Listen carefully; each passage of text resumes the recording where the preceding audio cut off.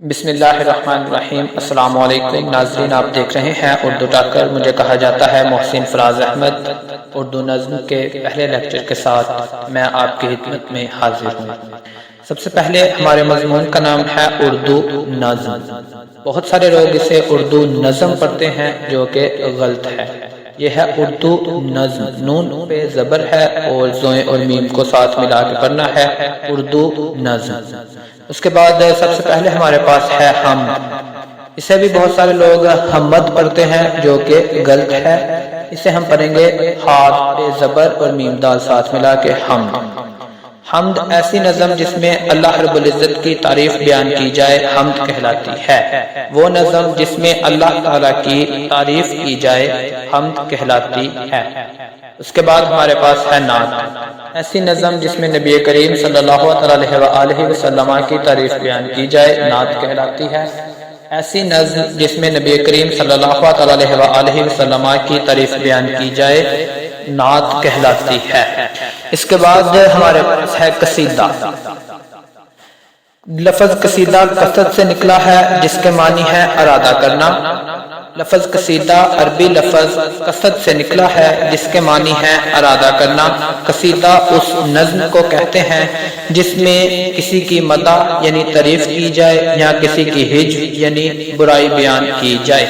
قصیدہ اس نظم کو کہتے ہیں جس میں کسی کی مدح یعنی تعریف بیان کی جائے یا کسی کی ہجو یعنی برائی بیان کی جائے۔ اس کے بعد ہمارے پاس ہے مرثیہ۔ مرثیہ جو ہے یہ عربی لفظ رسا سے بنا ہے جس کے معنی ہے رونا دھونا ماتم کرنا۔ مرثیہ عربی لفظ رسا سے نکلا ہے جس کے معنی ہے رونا دھونا ماتم کرنا۔ مرثیہ اس نظم کو کہتے ہیں جس میں کسی مرنے والے کے اوصاف بیان کیے جائیں اور اس کی موت پر گہرے رنج و غم کا اظہار کیا جائے۔ اس کے بعد ہمارے پاس ہے مثنوی۔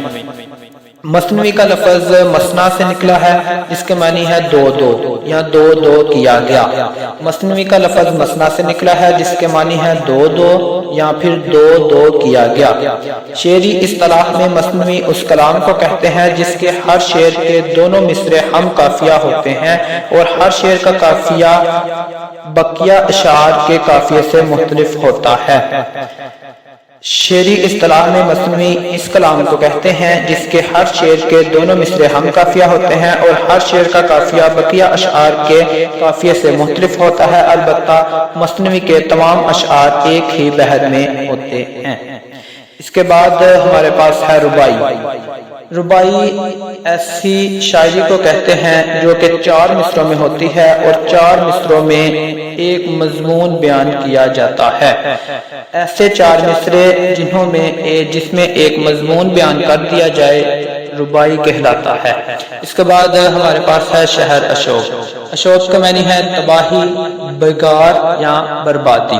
شہر اشوک ایسی نظم کو کہتے ہیں جس میں کسی شہر کی تباہی، بربادی یا پھر تباہ حالی کا ذکر کیا جاتا ہے، اس کے ساتھ شہر کی بربادی پر رنج و غم کا اظہار بھی کیا جاتا ہے۔ ایسی نظم جس میں کسی شہر کی تباہی، بربادی یا پھر تباہ حالی کا ذکر کیا جائے اور اس کے ساتھ رنج و غم کا اظہار بھی کیا جائے شہر اشوک کہلاتا ہے۔ آج کا لیکچر یہیں تک۔ ویڈیو دیکھنے کا بہت شکریہ۔ اللہ نگہبان۔ اللہ حافظ۔